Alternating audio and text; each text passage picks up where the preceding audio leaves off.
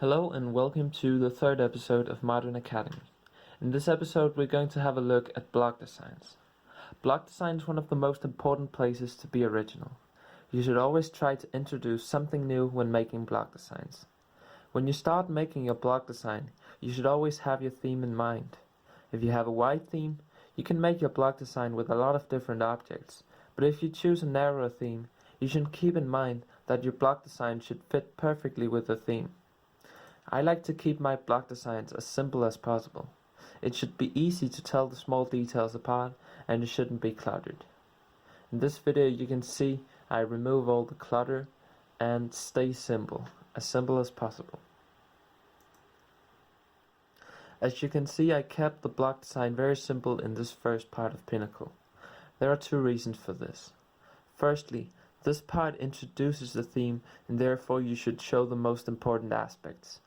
Second, the blocks are very dynamic here and animated, and therefore they should be simpler.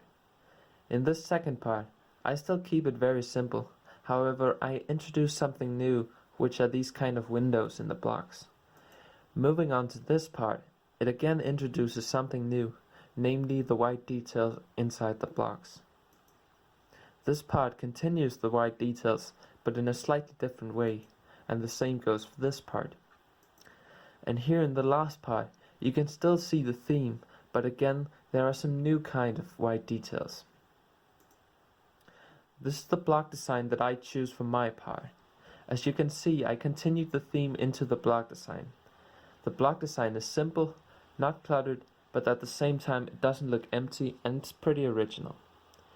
Keep in mind that your block design should fill a lot of the screen. If you only make a few blocks in your part, it will look empty unless you add a lot of air deco.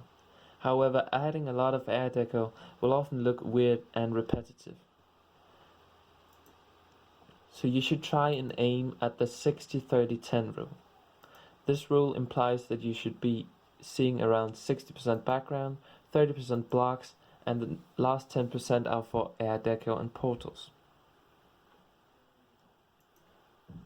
Keep in mind that this is only a guideline and won't work with all design. You should also note that the custom ground counts as blocks and therefore you should make fewer normal blocks. This part in Chargeless contains some custom ground and therefore I kept the blocks at a minimum.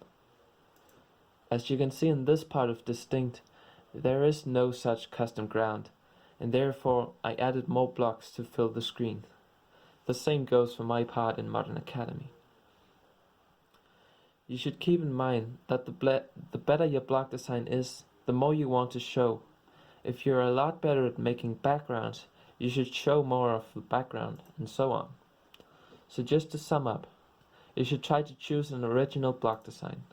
You should try to keep it as simple as possible and don't make it look cluttered. You should also try and vary the block design throughout the level/part.